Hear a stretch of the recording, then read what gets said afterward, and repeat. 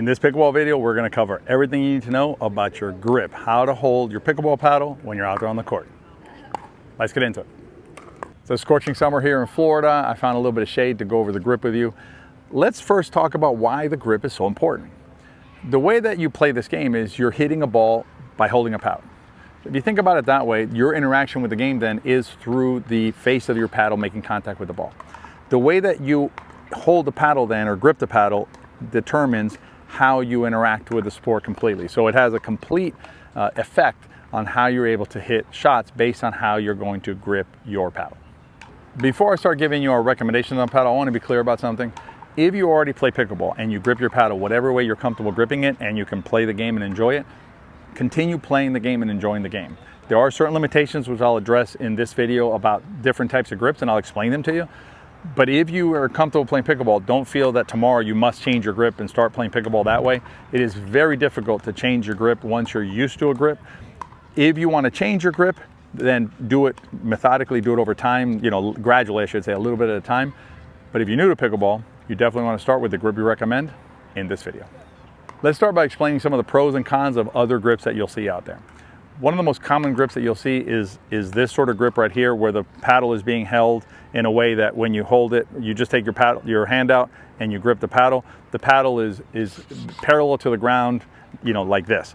So this type of grip we call it a whack-a-mole grip, or it's a Western grip. It's basically very flipped over like this. This grip is awesome for putaways, and if you know how to hit the forehand drive with that shot, it's a pretty effective shot. It can also be very good for defending sometimes on the backhand low dinks on the backhand side. Where you run into trouble with this grip is forehand dinks are very difficult. You can see that if I hold it like this, if I bring my paddle around like this, it's very difficult to dink low like this. And the other area that you run into a problem here is attacks up at your body like this, because what happens is your paddle will be open like this. When you bring it over here, that ball will pop up. So this grip, while it has certain benefits of power and attack, does offer certain limitations when you're getting into a forehand dink and a drive to your backhand side. When you watch players who use this grip on the tour, pro players, Riley Newman is the best example of a really extreme grip like this. He uses a two-handed backhand. So what he does is, on the backhand side, he doesn't have that problem because he's able to push it over with his other hand. So his non-dominant hand, he uses that to push it over like this and fix the problem that he would otherwise have with his grip. And on the forehand side, he's able to do it because he's a very athletic player, younger player. So he gets down really low and is able to get under those balls. As we get older, it's harder to get under the ball when we have this sort of grip. Hello there.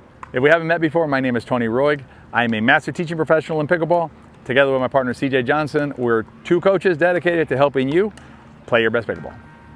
Another possible variation, but very, very seldomly seen, is where you instead of bringing the paddle around this way, you bring the paddle open this way a little bit.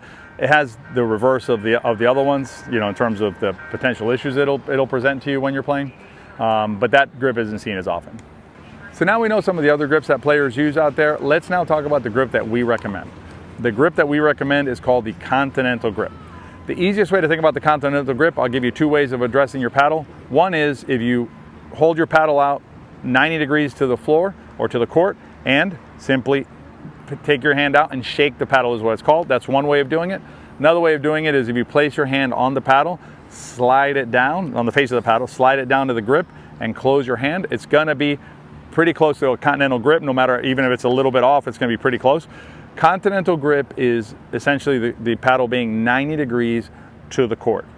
The reason why we recommend this grip is because it has the most versatility of any of the grips that we see out there, or any of the grips that you could hold a paddle in.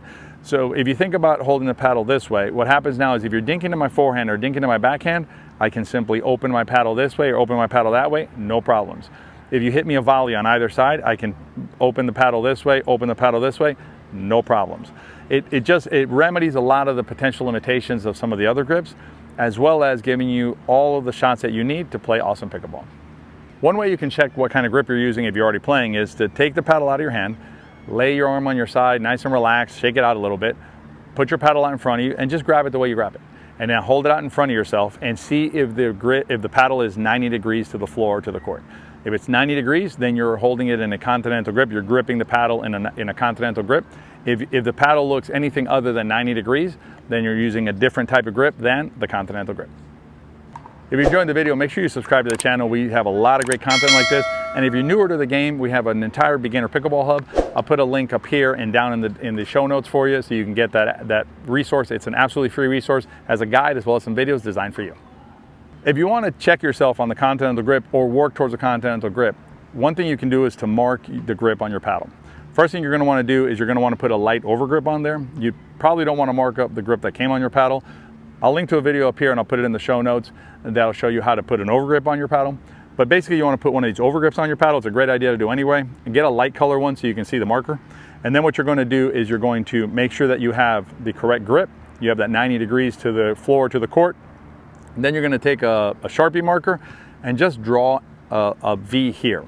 And then what will happen is when you're playing, you can quickly look down and see if your hand is on the V or off of the V while you're playing. And it's a quick way of checking yourself while you're playing.